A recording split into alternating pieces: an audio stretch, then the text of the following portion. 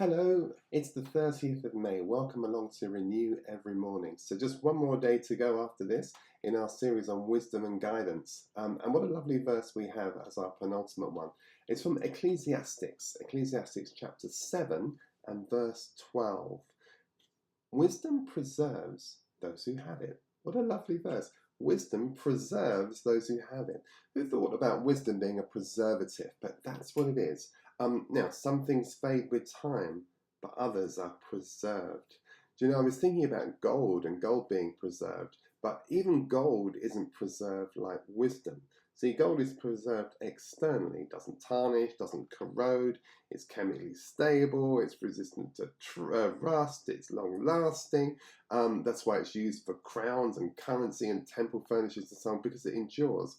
But interestingly, even gold's preservation is kind of physical. Its value can be stolen, can be hoarded, can be lost, can be devalued.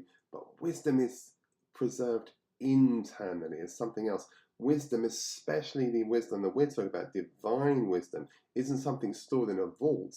It's something that nestles in the soul. Now, Ecclesiastes says wisdom preserves those who have it. So it's not just that it preserves itself, it preserves those who possess it. So while gold is preserved, wisdom is the preserver. Wisdom doesn't just survive, it protects, it doesn't just shine, it guides. Can you imagine? It's not just a treasure, it's a safeguard. And here's the real twist of it. Gold might dazzle, but only wisdom helps discern what's truly, truly valuable. So this verse doesn't just celebrate wisdom as something we know, although of course it's an important part of it. It reveals a kind of something that sustains us. That's the point I've been making. Because wisdom doesn't just sound clever, it keeps us steady, it keeps us anchored. Not everything, by the way, that looks like wisdom is wisdom. We've all encountered artificial preservatives, haven't we? And there are artificial preservatives in the natural world, and there are also artificial preservatives in the spiritual world. They look good on the shelf, they may last forever in the cupboard and have a long sell-by date, but they don't nourish the soul. I could spend the rest of the Renew naming some, but let me just offer you the obvious one. Performance-based religion looks like wisdom, looks like it's going to preserve the soul, but actually it's not. As was it Luther that talked, or Calvin that talks about the perseverance of the saints. It's not really why do the saints persevere, it's why on earth does God persevere with the saints, particularly when you think about some of the lunacy that we think passes as wisdom. But look, here's the thing. There are spiritual preservatives, but if they don't preserve your soul, they preserve your image. They're not wisdom. Wisdom preserves your life. And the idea here is that this word wisdom is this word that means to keep you alive. This is a very interesting word. It's to be nourished, if you will, to be caused to flourish. So wisdom keeps you alive, keeps you nourished, and causes you to flourish. Imagine that.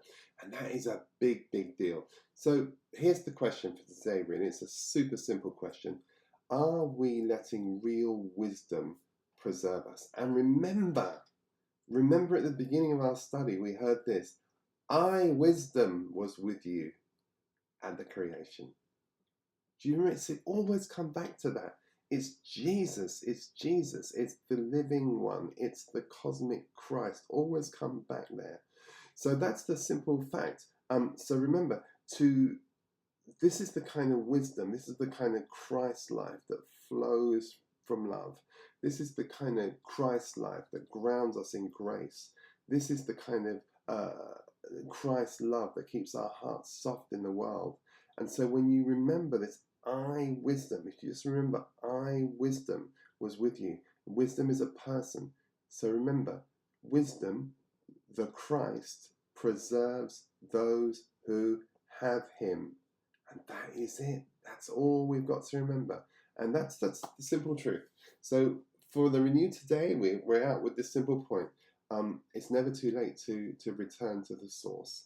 Are you going to let real wisdom preserve you? Or have you been leaning on some kind of spiritual substitutes? Let wisdom preserve your soul. Not your pride, not your certainty, not your image, just wisdom. Let go of what looks wise to truly receive what is. All right, well, may you be renewed in this. And as always, if this reflection has spoken to you in any way, please like it, please subscribe, please share, and of course, hit the bell. And so we know very well that, in other words, other people, you won't always make sure you get your editions of it, and other people will know about it too. So thank you so much for being with me again. I look forward to the final episode in our series from May, which we'll do tomorrow. Be blessed. Bye-bye.